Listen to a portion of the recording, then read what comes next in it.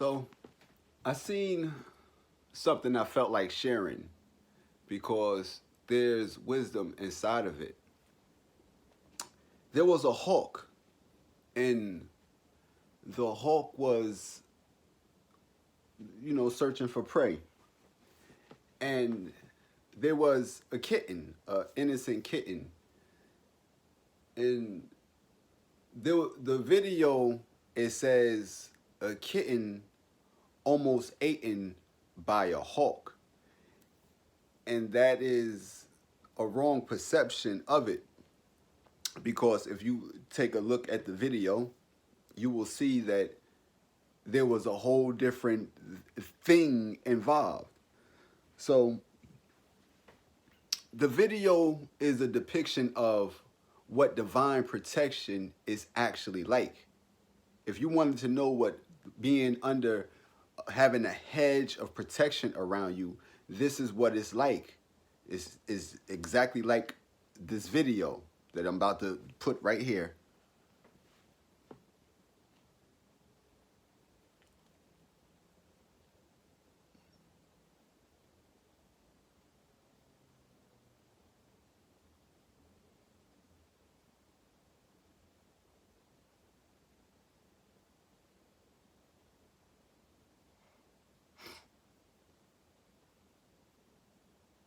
That's that's uh, um it's it speaks for itself. The hawk could not get to the kitten because the kitten was under a certain protection. And that's what God's protection is like. If you wanted to know what divine protection was or was actually like, that's what it's like. You will have protection around you.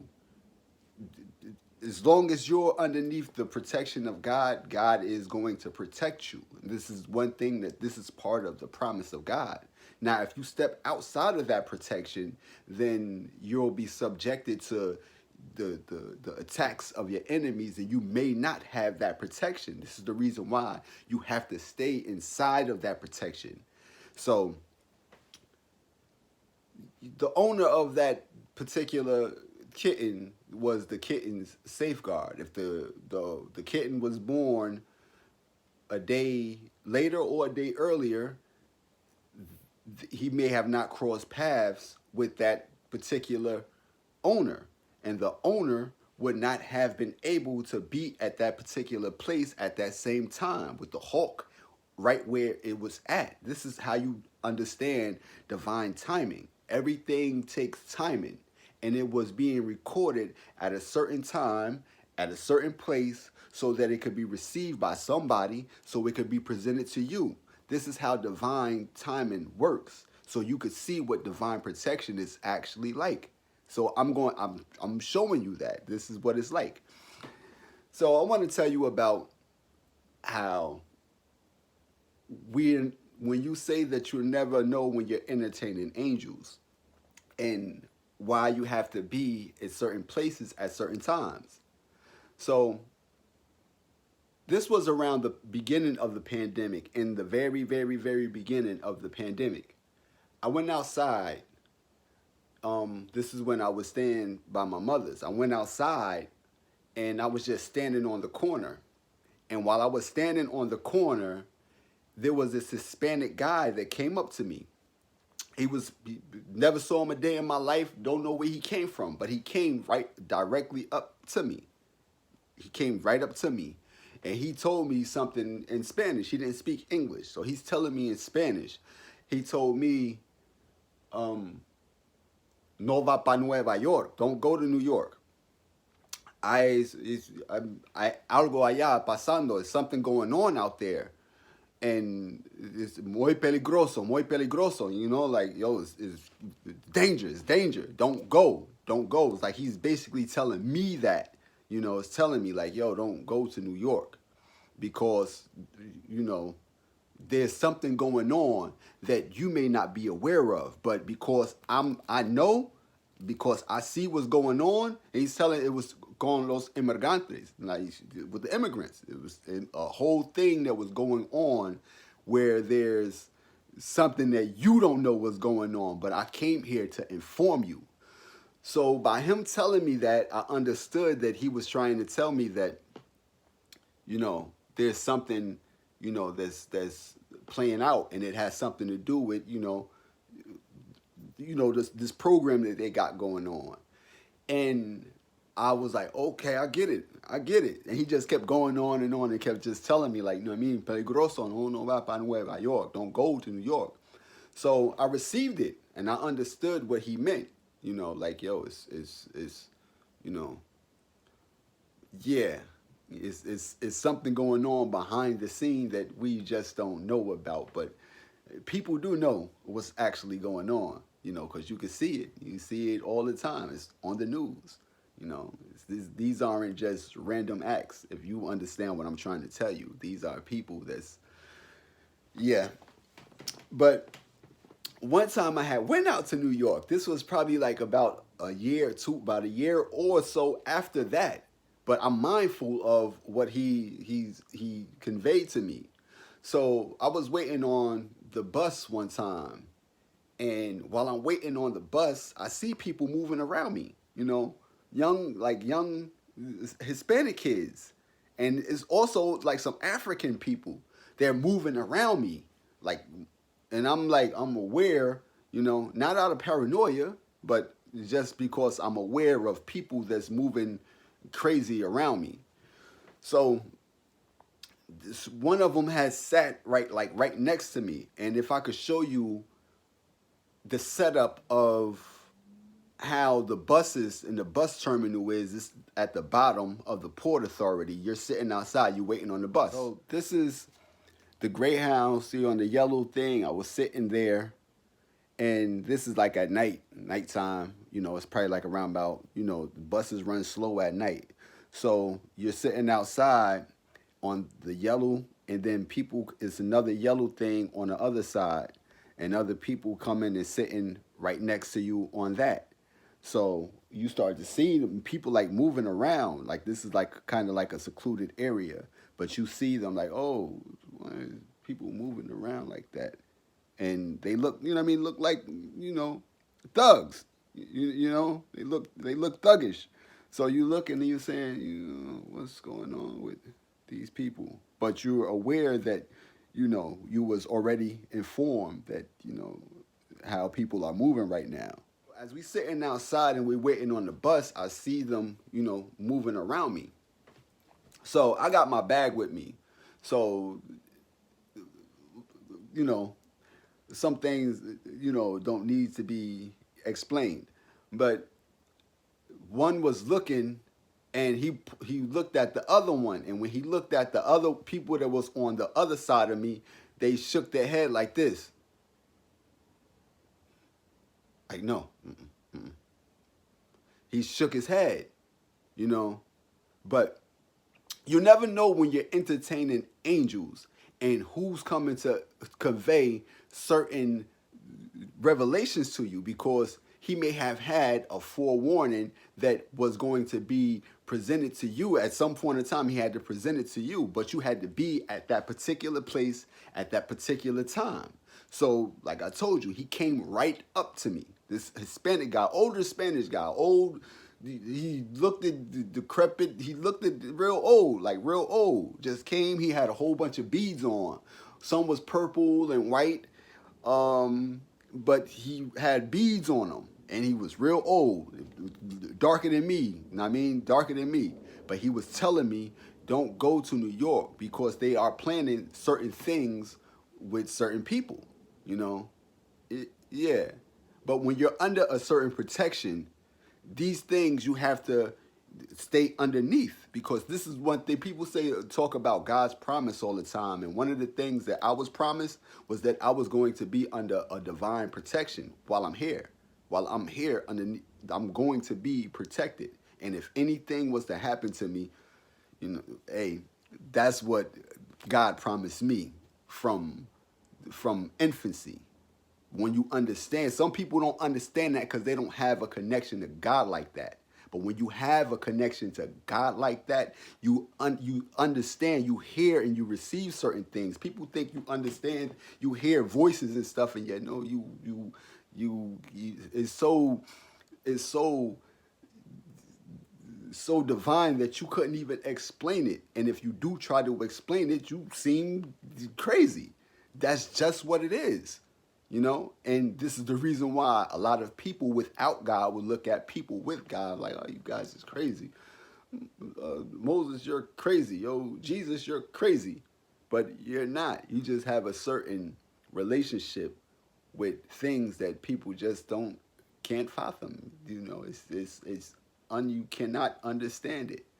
But yeah, I understood what the guy said, and that was part of the protection. Because I could have went out there all willy nilly, just sitting around, not knowing what's going on. And this is the reason or how they're able to carry out certain things. One of the things is the element of surprise, and another thing that they go off of is fear.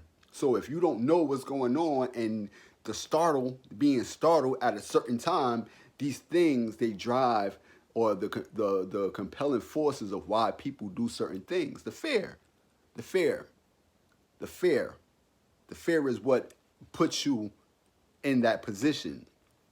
And to bring it back to one time, you know, I was in Atlanta, and God showed me a vision of what was going to happen to me and what to say when it did. When, you know, people had came to me at a certain point of time, and I seen the thing happen before it happened, and I said what I said, and the result that, you know, happened.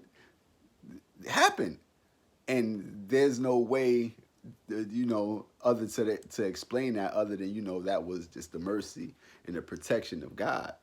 You know, like during the whole the you know the whole pandemic, I was down there alone in Atlanta, out of state, with jersey tags and a BMW with jewelry on, with gold everywhere, you know, and I was subjected to mask wearing, gun toting madmen, and you was under a certain protection. I had went to Covington one time, Covington, Atlanta, Covington, Georgia, and there was these people. There was this guy from North Carolina. It was this young guy, and he wanted to go and to this other apartment. So I took him over to this other apartment, gave him a ride over there, and we were sitting in the car, just, you know, and he wanted to pick up some of his people. Now, mind you, I'm just being, you know, the ride and just being a generous person. And so we get to the apartments, because you're in Covington. You don't know nothing going down in Covington. Nothing happens in Covington. Nothing happens out here. So it was all just, you know, surreal. The whole thing was just, is no way to explain it other than, you know, you're here just by the grace and the mercy of God. And God has kept the word that God has gave me. It's like, yo, you're going to be under protection, because there's no way that I was supposed to escape that at all. No way. But that's the mercy and the goodness of the protection of God. We was in the car, and the people behind me, they were strapped. Know what I mean? Like right behind me. And we gave them a ride to their apartments. So when we gave them a ride to their apartment complex, we parked all the way in the back, like in a dead end. In a dead end. In a dead end. In the apartment complex.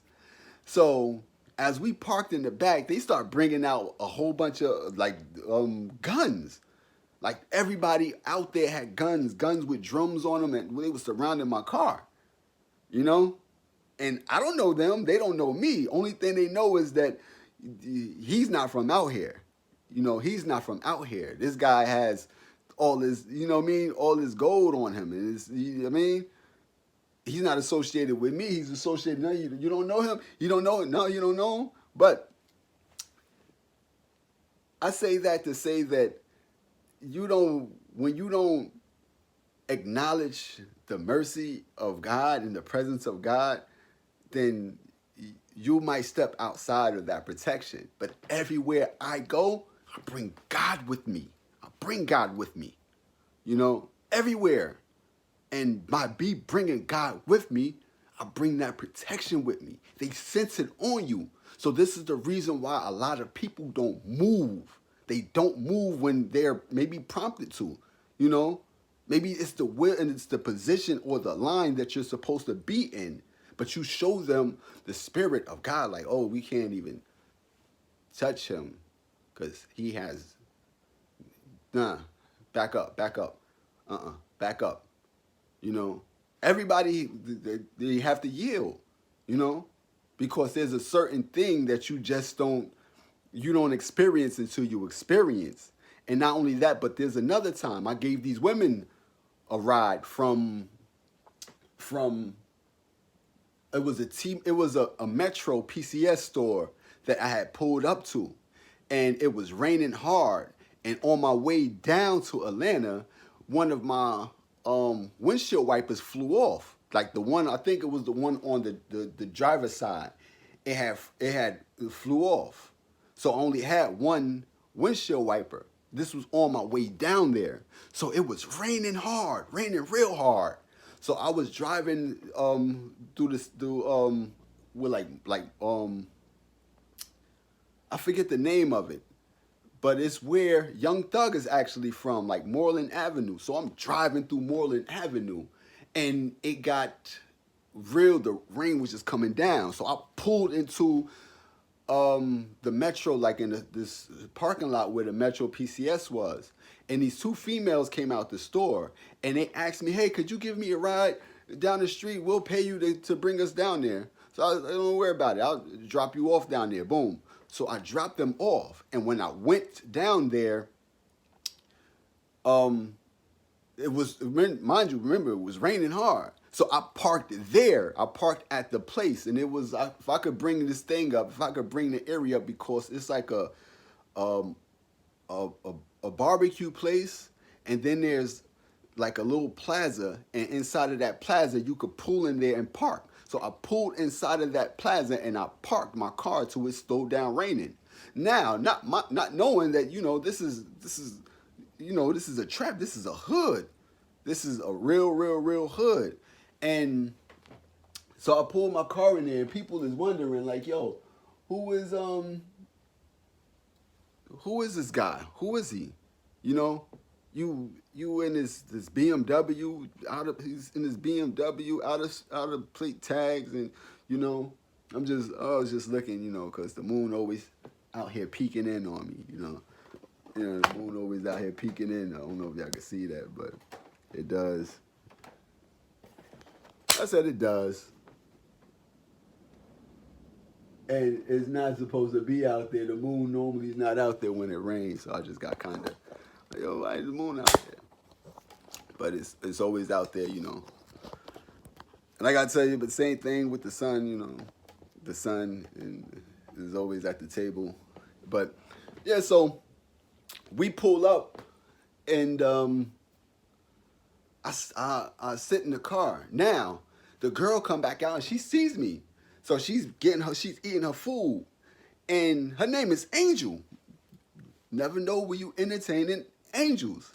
So she's big out there. She's somebody out there in that area, because everybody see Angel, and she's sitting in the car, sitting there eating with me. So people's coming up to her like, yo, Angel, what's up? Basically trying to tell her like, yo, Angel, was good. I mean, so it was this guy, he looked like Faison Love. And he was like, yo, could you give me a ride to my hotel is up the street. I need to get a ride. And she was just whoops to me like, no, don't give him a ride. Don't give him no ride. And I was like, nah, such and such, I can't take you over there. But and it was another guy, his name was Bear. And he looked at exactly like Mano, the dude that rapped the song High Haters.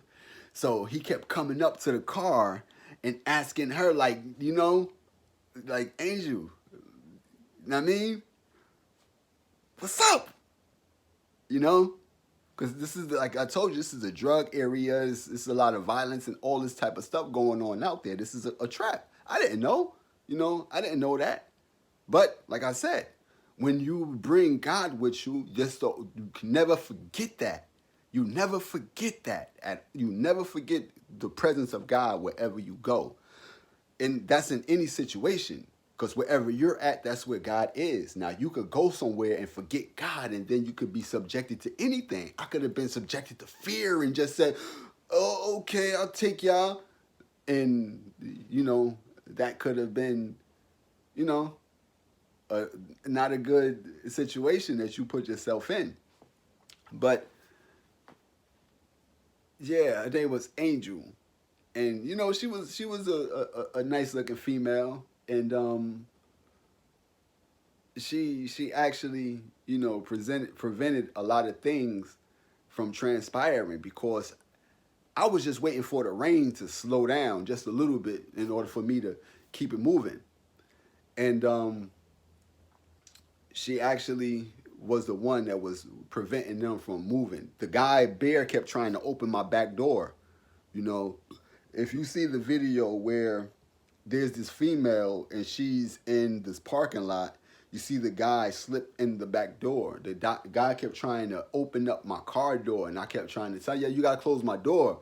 I mean, because my battery's gonna die. You gotta close that door. He kept trying to open my back door, and yeah, it was just a whole bunch of stuff going on around you that it could have turned out a little bit different if you didn't have the protection of God. So this is the reason why you always have to be mindful of the presence of God in your life, because sometimes that's the only thing you have. Sometimes that's the only thing you have is the protection and the hedge of protection that's around you. And like I said, that comes through God. Pause. In fact, I remember telling Bear, yo, I'm with God. If you see me anywhere, I'm supposed to be there because I'm with God. I remember telling him that. And things started to escalate, and he was like, yo, it's a whole lot of gangs, going on. He was like, yo, it's a whole lot of gangs, He said that, and people was just started to mount up around me out there. But I was able to, get out that area unharmed, But that's what I'm trying to tell you. I've always been under that protection. So, yeah, I just wanted to interrupt y'all with that. I remember telling him that, like, yo, I'm with God, bruh. You know what I mean? And he did yield. He did yield.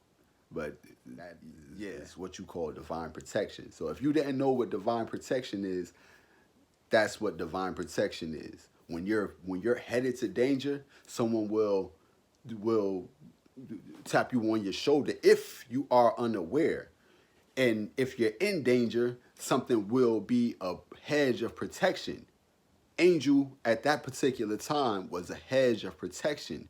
She was instrumental in me getting out of that situation, And the incident in Covington, the guy that was in the back seat that could have been the culprit as far as doing anything, he had an iPhone watch. And I assisted him. He didn't have a charger for it. I had a charger at that time. So I was somebody that he associated with helping him, that was kind to him. So he was the one who could have been like, hey, he's nobody to me. But I assisted him. And he actually reminded me of Young. He was tall, slim, dreads, and he was the one sitting behind me. And like I told you, every last single, I didn't know all of them was strapped like that. This is Atlanta. And like I told you, this is mass season in Atlanta, But that's what, divine protection consists of.